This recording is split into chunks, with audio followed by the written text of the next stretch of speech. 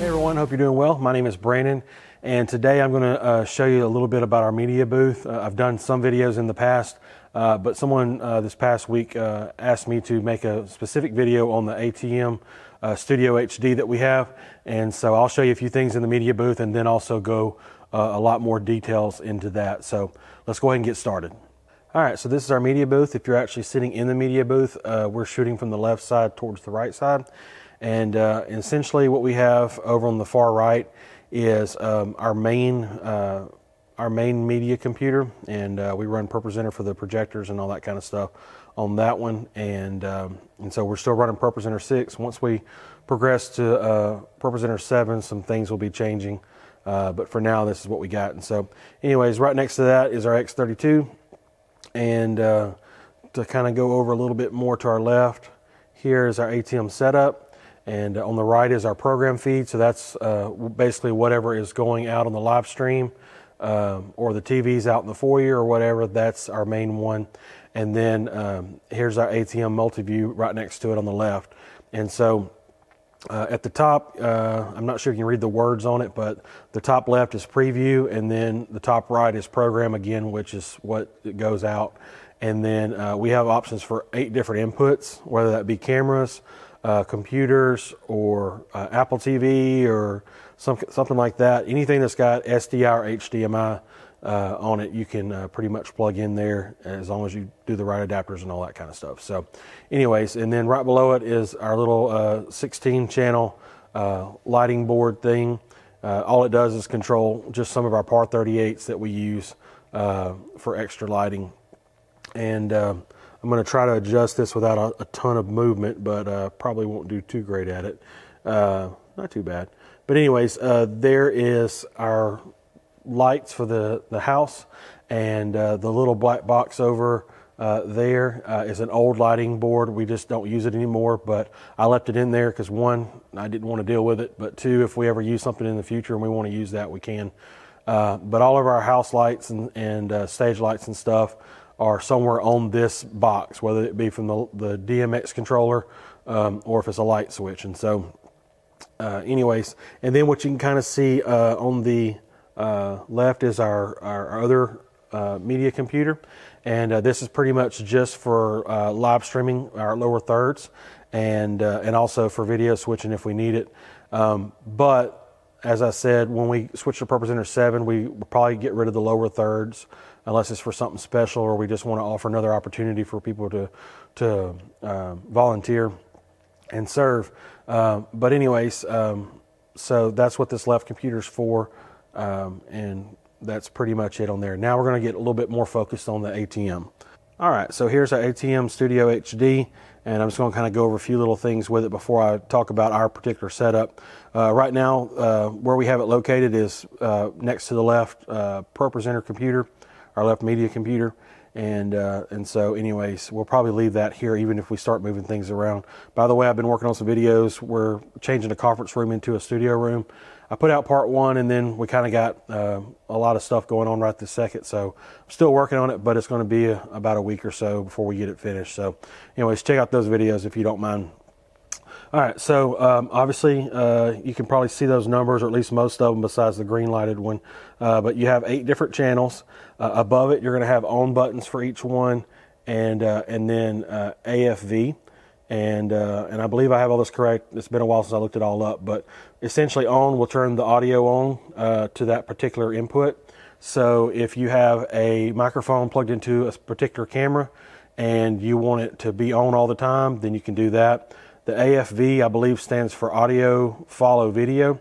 And so essentially whenever you switch cameras, if you have that lit, then essentially when you switch cameras, whatever audio is coming through that camera is what is going to be going through your live stream.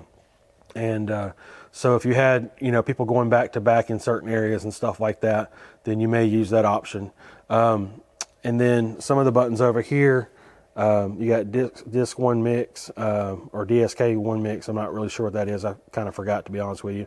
Right next to it is FTB, that's fade to black. MP1 and MP2.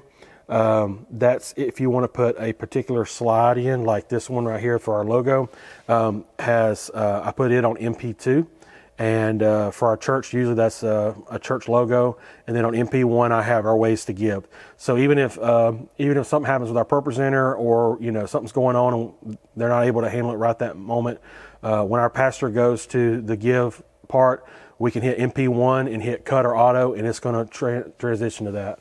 So if I hit MP1, you're going to hit auto, and it's going to change it over and do it that way. Or you can hit cut and it goes back. And so that's a pretty good feature to have. You can see the audio meter right now. That's coming through probably our soundboard through the audience mics. But anyways, any audio that you have coming through a channel, whether that be from a computer directly or through the soundboard or a camera or whatever, it's going to show up all the way across on there. And then you also have an audio meter right here. And so that helps as well. And then also, I'll try to show you back up on the multi-view. Let's see, right up there by the program, you can see when I talk, it's coming through there as well. So you can turn that kind of stuff off, but I choose to just leave it because I'd like to see where I'm at. For the most part, for us at least, you don't want it clipping out or anything like that. But usually for our audio, for our services, we want it like we have it at one red line. So you go green and then you go yellow and then the red line on the meter. And then, it's a few red, a few yellow, and then a lot of green. Anyways, usually for our best sound, the way we have it set up is we want it right in the edge of the red, but we don't want it like peeking out. So, maybe that helps you, maybe it don't, but there you go. A couple of other little things, as far as the different boxes below, that's our 8 different channels, and you can also program it to show your MP1, MP2, or just logos across the bottom if you don't use all the channels, whatever. But you can also switch those around, and I'm going to try to show you a little bit of that in the software control. And let me scoot this a little bit closer.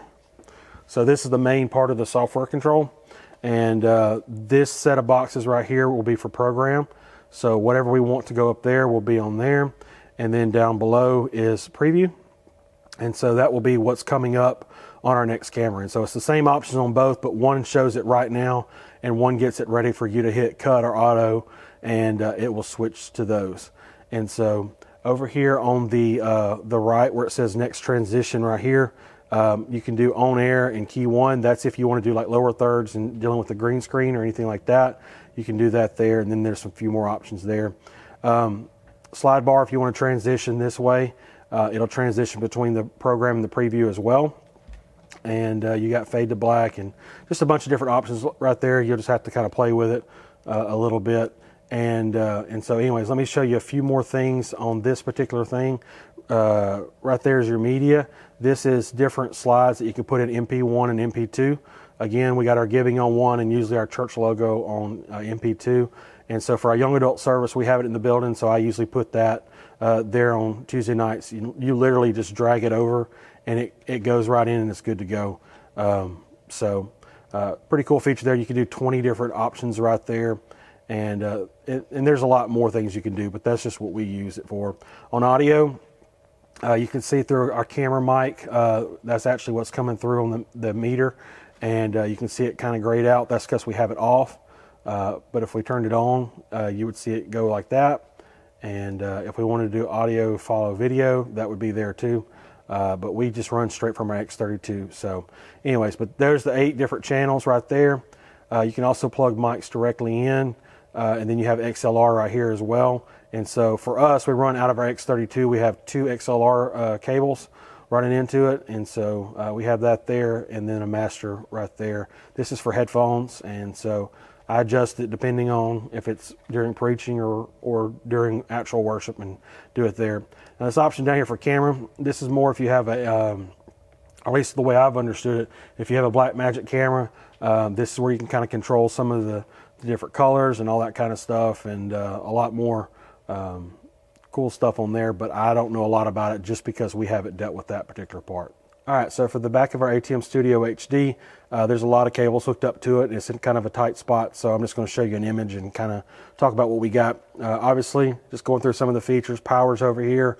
You plug your Ethernet in here for internet. USB 2.0, that's for if you had to update your ATM. We just leave our USB cord hooked up all the time and just roll that way. It's, it's just like a basic printer cable, USB printer cable. So I don't know if you can see that very good in the picture, but it's just a normal USB cable.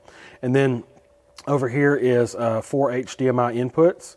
And so if you need to go more than 4 regular HDMI inputs, then you would basically, you could use some of your SDI ones and then just convert it to HDMI. So you would use a SDI to HDMI adapter and go from there. And then up here you have 4 SDI outputs. Reference in, honestly, I haven't dealt with that much. Program, I believe that would just be a straight program out. But again, I don't even know if we use that. I'd have to check that out. But for us, the auxiliary button, or the auxiliary SDI, that's what we have run to our projectors. And the reason why we do that is so our church is kind of small, and we have 2 projector screens. And so we don't want to have video running up on our screens.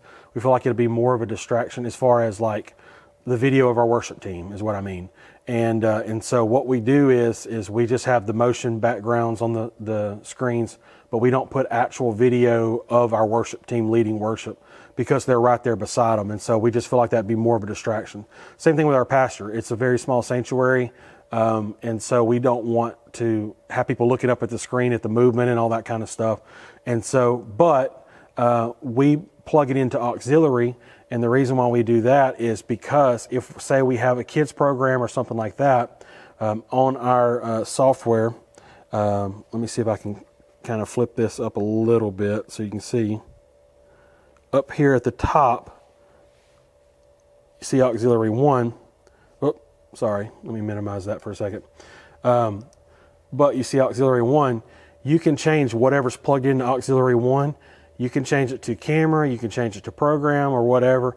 And so right now we have it on our right media computer, but if we had a kids program or something like that, we could flip it to program and it would show what our live stream is showing. So it would show the video that we have going out for our live stream up on the main screens.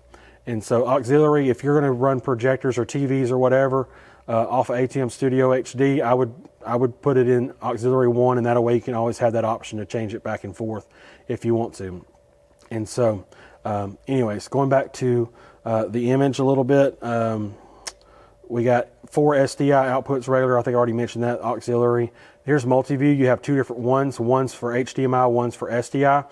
So for right now, we use HDMI right here in our sound booth.